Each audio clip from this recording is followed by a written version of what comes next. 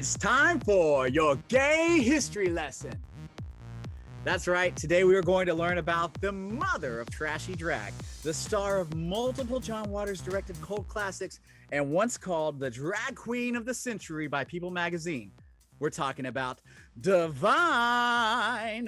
Born in 1945, Harris Glenn Milstead, known by his stage name Divine, was an American actor, singer, and drag queen. He was born in Baltimore, Maryland, to a conservative middle-class family, developing an early interest in drag while working as a women's hairdresser. In the mid-1960s, he had embraced the city's counterculture scene and befriended John Waters, the independent filmmaker who gave him the name Divine, and the best tagline for a drag queen ever: the most beautiful woman in the world, almost. Later, Divine joined Waters' acting troupe, The Dreamlanders, and adopted female roles for their experimental short films, including Roman Candles of 1966, Eat Your Makeup of 1968, and The Diane Linkletter Story of 1969. He also starred as the leading roles in both of Waters' early full-length movies, Mondo Trasho of 1969 and Multiple Maniacs of 1970, both in full drag, of course.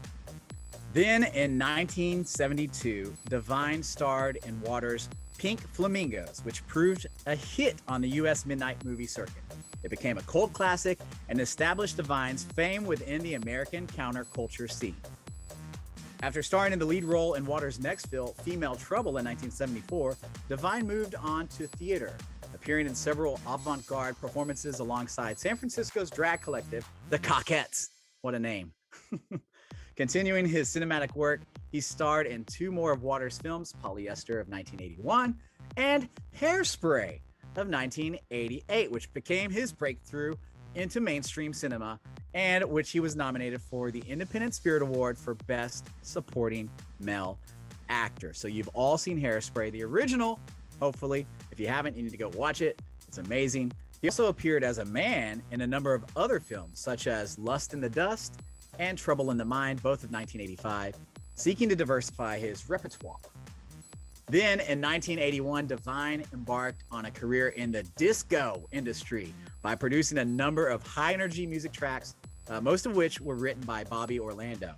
He achieved international chart success with hits like You Think You're a Man and I'm So Beautiful and Walk Like a Man, all of which were performed in drag. Unfortunately, in 1988, after years of struggling with obesity throughout his life, he died from heart issues shortly after the release of Hairspray.